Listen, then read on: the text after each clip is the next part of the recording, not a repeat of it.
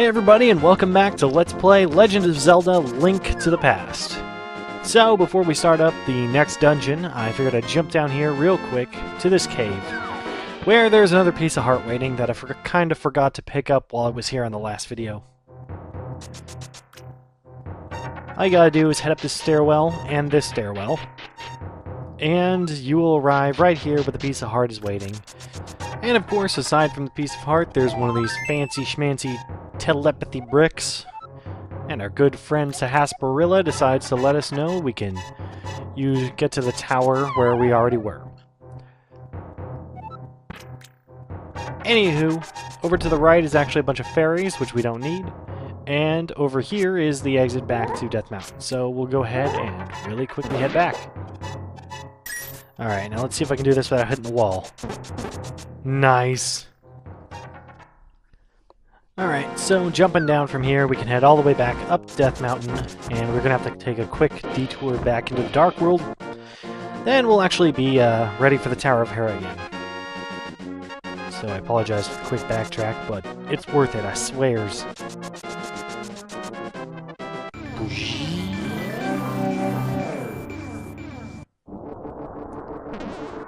Alright, so pretty much the exact same thing here. Here's the mirror. And we're back. Perfect. So we'll head on in and deal with the Tower of Hera.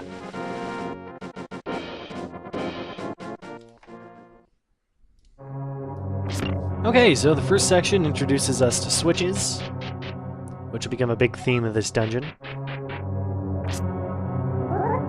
And of course, it does so in a relatively simple way, requiring us to hit a switch to get a key, or just to advance a little bit.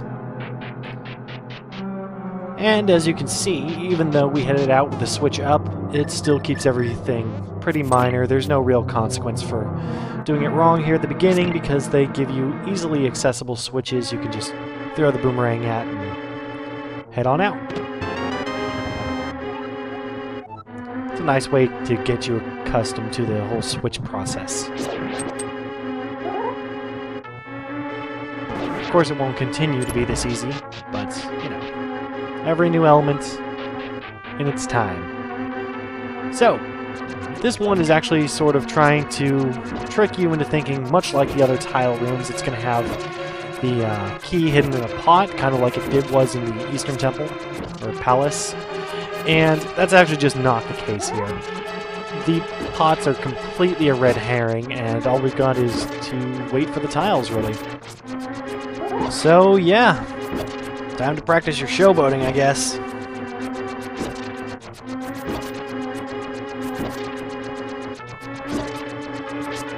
Thankfully, we're almost done. There we go. So, these guys in this room are mini moldworms. We're gonna sort of ignore them right now.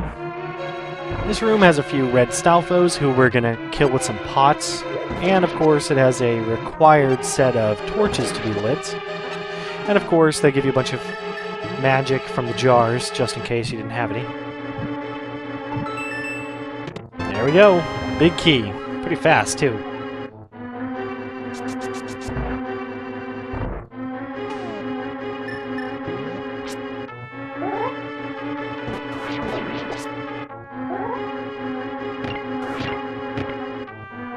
Okay. So you may remember when we came in here the first time, these were up. We should probably set them that way again, otherwise we might get caught over here behind this strip of little yellow tiles. I recommend keeping the yellow tiles down, because later on in the dungeon, like, one floor up, the hearts are surrounded by the yellow tiles, so it's one of the things you just want to make sure you do. So these guys I'm murdering left and right. These are hard hat beetles.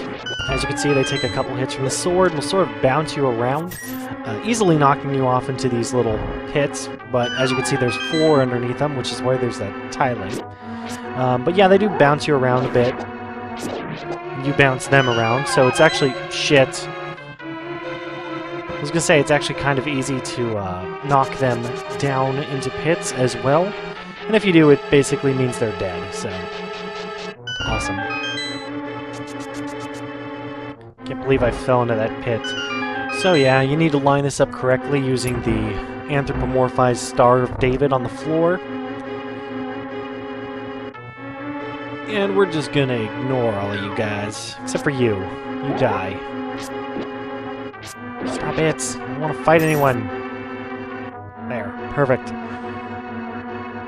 Like I said, don't hit this. You do want it to stay on red.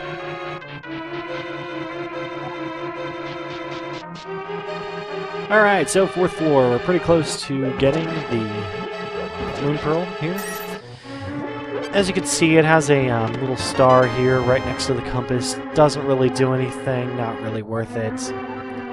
And of course, the Hassy Sassy Malatzy has got more to say about the Moon Pearl that we already know through this wonderful telepathy brick graciously being held by that Igor statue.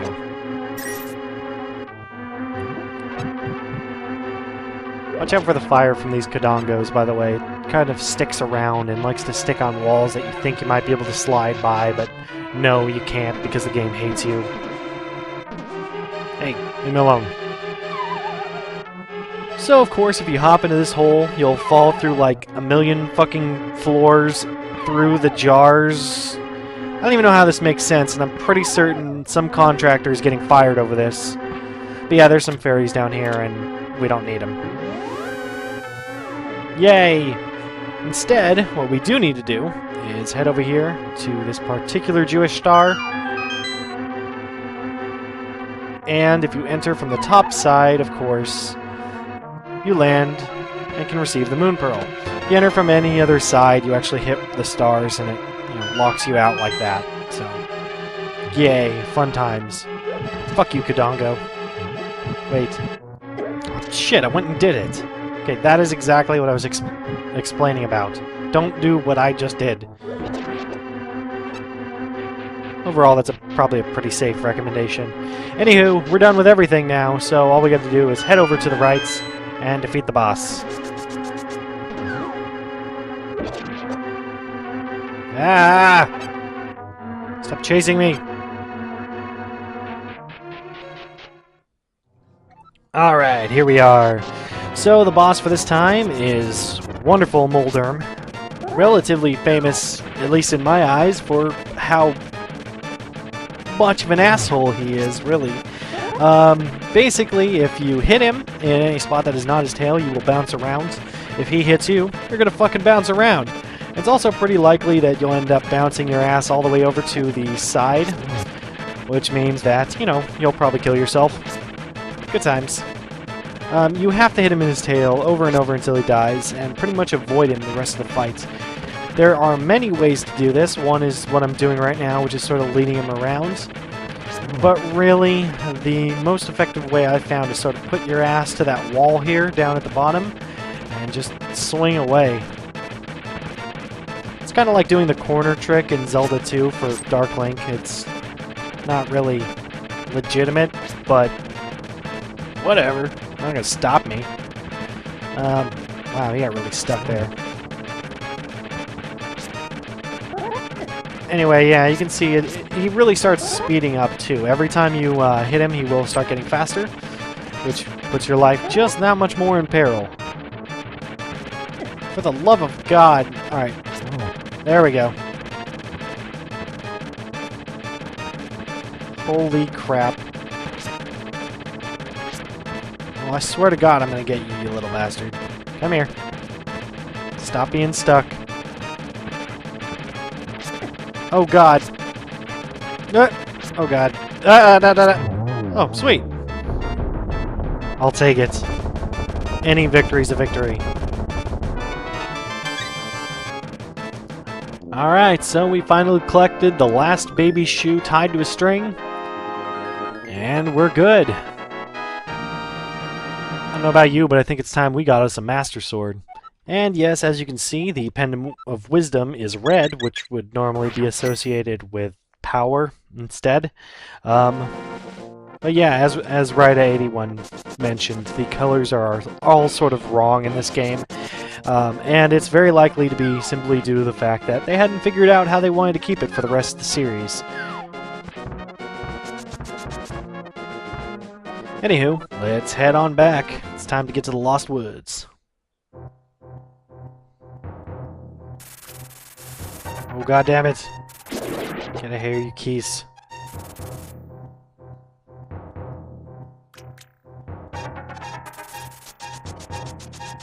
This, by the way, that is probably the best troll in video games. Oh god, I did it twice. Please not 3, please not 3. Okay. Good. I can still let go of a button. Alright, cool. Let's see. Oh god, bees. Someone get Nicolas Cage, quick. Alright, so we're going to use the back door to the Lost Woods because the back door can't get pregnant. And because I know how to get through this way without dealing with a bunch of fucking thieves, and screw thieves. Oh, well this is easy. Aw, disappointing. Fuck you, Crow. Killed with a fake Master Sword. Tell that to your kids. Anyways, over here... You can actually go either way, but whatever. Yeah, trying to explain away why I changed direction in the middle of the friggin' log. Over here to the left and up is the Master Sword pedestal. Yay! And all the furry little creatures. More Hylian. Well, let's translate that shit.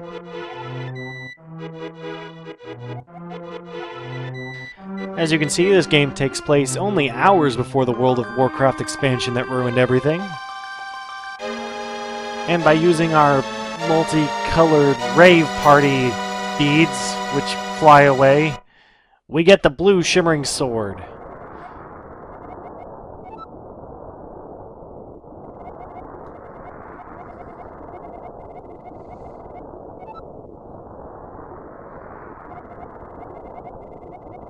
Note that right here, Sahazban decides to tell you exactly how to defeat the next boss.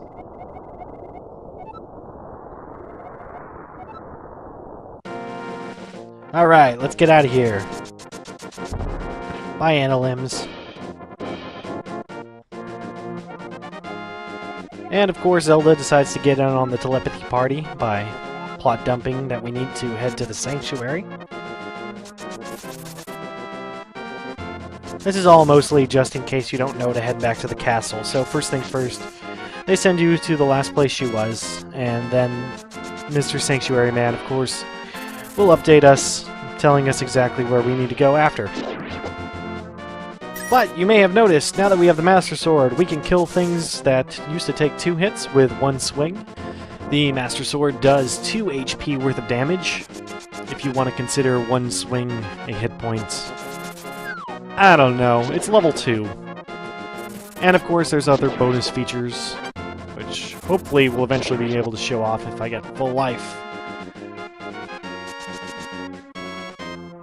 Which presumably I will, because, I don't know, I'm like very, very friggin' close. Apparently not before Sanctuary though. Screw you, rock.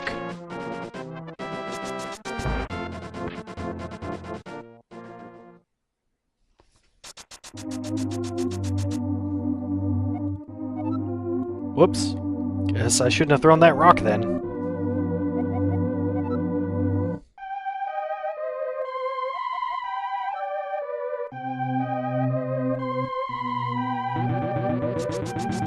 Then he makes like the best death sound ever.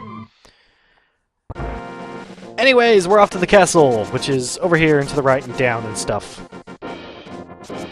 And yes, Akari, there's something important in the graveyard. We just can't get it yet, so shut up. 2 hits and you're dead. Fuck. 1 more heart. Half a heart. Anyway, despite what I just said, we're not going to the castle. Not yet. No, we have important business in the lake. What we're gonna do is go spend a bunch of money. Oh yeah. So, one quick second as I continue to rush through these menacing individuals. Okay, fine. Leave me, Crow. I don't like you anyways. Alright, so over here in the middle, we have a very not being my friend dock. And of course a stone we can't lift, and inside we have... What is this? Why, it's a wishing pond of happiness. And we can throw some rupees in. We have 5 and 10, 20 as options, because I can read. And as you can see, we become happier every time we donate. For reference, we'll have a little luck. And that means exactly dick. There are actually only 2 of the fortunes that actually mean anything. First one is bad luck, which sucks. Basically what it does is denies you the drops from 10 enemies, even if they're guaranteed to drop something. Then this one, which is... Great luck. Hey, wow. Actually called that. That's pretty interesting. Great luck guarantees the next 10 drops from enemies will drop something. So yeah, really the only 2 things that matter are great luck and bad luck, which is, or big trouble. Yeah, other than that, who cares? Once we've donated the last of the 100 rupees, we will have a wonderful benefit here, which is sexy ladies! And she lets my wish come true to carry more arrows in packs of 5. Anywho, we'll do one more time here before I'm gonna stop commenting, because I've got to do this like a butt ton of times. As you can see, we get 50 now, so it slightly gets faster. Anyway, I'm not gonna make you watch this.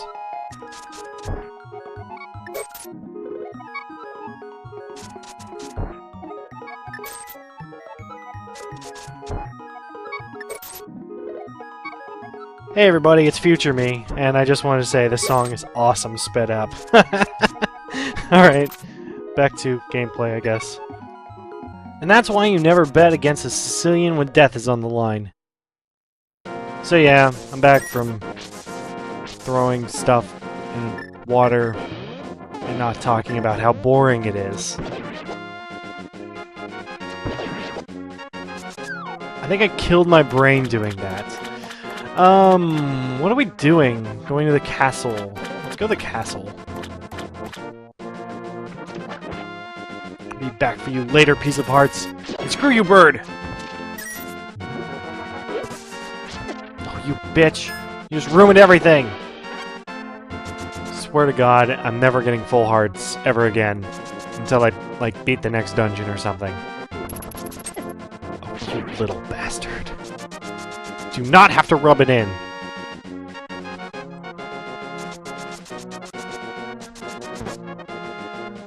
So these guys are knights. The other guys are soldiers. These guys take more hits and are generally bigger assholes, considering the fact that they run away like whiny little bitches. Stand their ground and fight like men. Men with pink hair. Shiny blue swords. I don't know where I was going with any of that. Anyway, we're done. As you can see, we can now head outside and up to this part of the castle. And you can get here earlier. If you hit this without the Master Sword, it just shocks you. But if you do, it explodes like an enemy. It gives you access to probably one of the cooler dungeons of the game. And actually, where the game, yeah, I won't say it's hard, but it is getting harder. It's a nice, good, like, transition point dungeon. Kind of the end dungeon. Oh, shit, yes, full hearts. But yeah, it's kind of the end dungeon for the intro section of the game before we head on into the long slog of the Dark World. But yeah, it's cool. And as you can see, now we can finally do the awesome swirly power of doom. Does that have a name? I don't even know what it's called, actually, now I think about it. But yeah, basically it allows us to attack from a distance using the Master Sword, which means we can get rid of these eye keys pretty easily. And it also lets us take out knights and stuff from, or soldiers from farther away. You can always just use pots, I guess. It does the equivalent, not equivalage, because that's not a word. It does the equivalent of 1 sword level, so your normal, standard, non-Master Sword hits. It's also a little bit dickly, because I kind of commonly end up hitting people with that, and when I actually mean to hit them with a sword, and it just gets annoying. But whatever, I'll deal with it. It is kind of strange, though, that this game is actually a little bit better when you have slightly less than full life.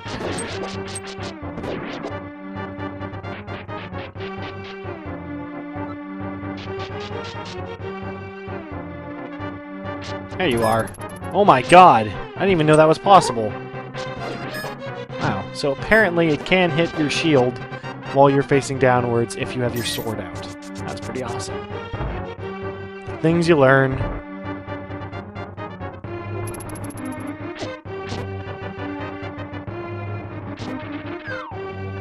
So you can see this dungeon's really got a hard-on for the whole not having light thing. It's always nice to have the lantern out every now and then. These little...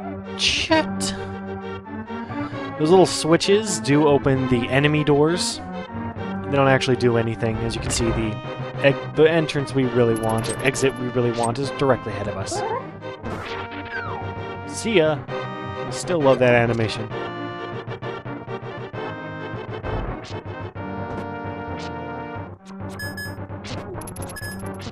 Archers. Oh, you bastard! Should have paid attention to the sound. Alright. We're getting pretty close to the end here. As you can see, the lights finally turn on, and there's another telepathy brick. Which is great, because I'm sure we're all excited for another update from Ostentatious.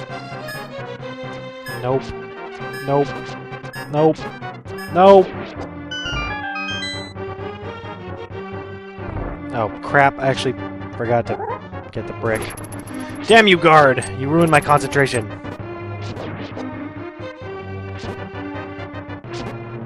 Die now. Thank you. Alright, let's go back and see what Hastralicious has to say.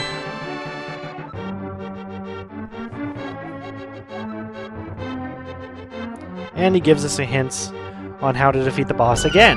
So that's 2.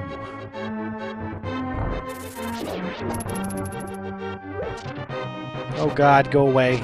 You and your deceptively long spear are not welcome here. Thankfully, this guy's kind of retarded, so don't worry too much about him. And this groom you don't even really need to fight. You can. I'm going to. But you don't actually need to. Oh god! What did I do? Why did I waste my time? Now I'm out for vengeance.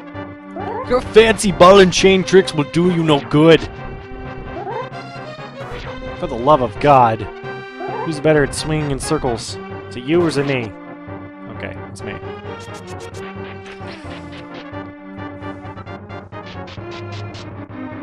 Just seems like a lot of guys for that tiny little area. Oh! I got an idea! Arrow battle! Dun dun dun dun dun! Oh, fucking bitch, get out of here. This is an arrow battle. Leave me alone!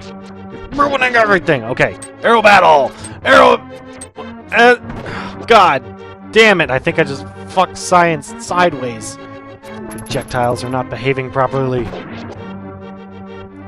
Alright, this is pretty much the last guy between us and freedom, so... screw you. We're gonna end on that. Nothing stopping us here. We're gonna head straight on into the boss.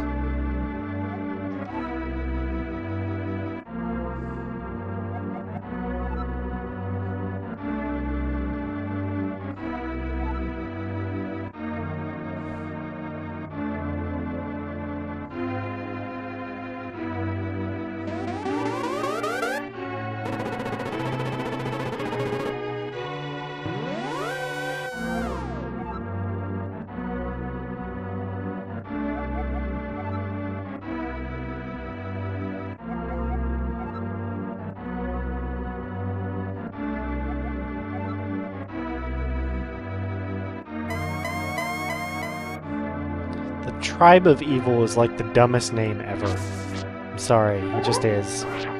Oh hey, apparently you can't cut down curtains with a charge attack. Whatevers!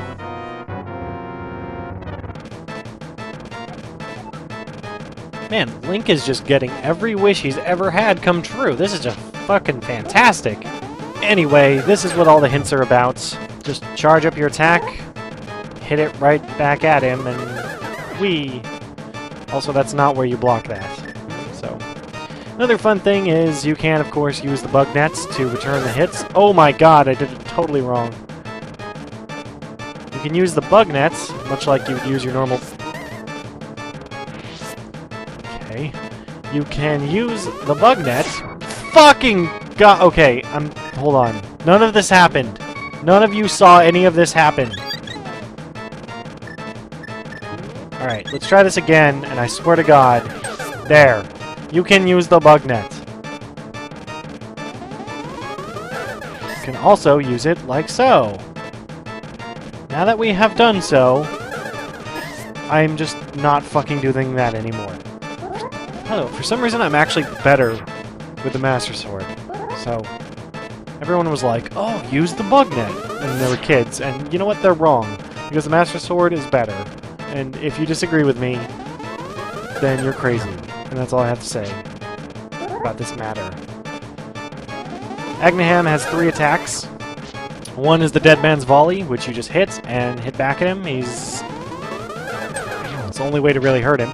The other one is just some sort of burst attack. When you hit it, it splits into 8 directions. Yay! 6 directions, because I can count. And of course, he has this final attack. Final attack where he shoots lightning in the center. And as you can see, if you try to attack him, you get hit by bolts of magical lightning, blah blah blah. So you should be almost dead here.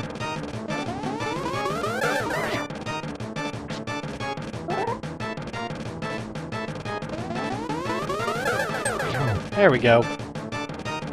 And of course, like any good bad guy, he decides to cheat.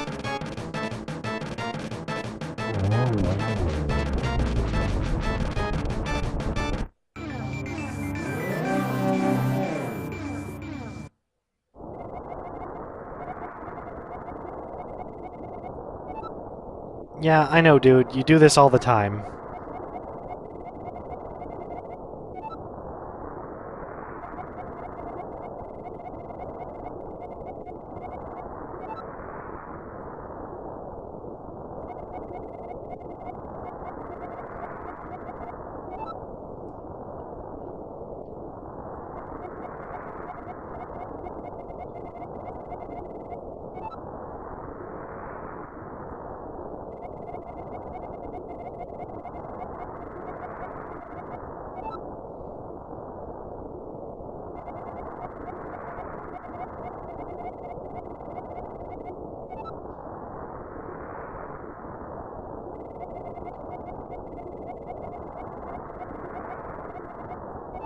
Awesome.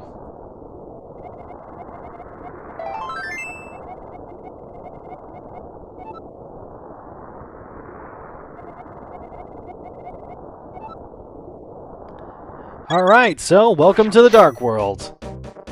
Or, more accurately, welcome to the Dark World next time. Excuse me while I chill out and listen to this sweet music.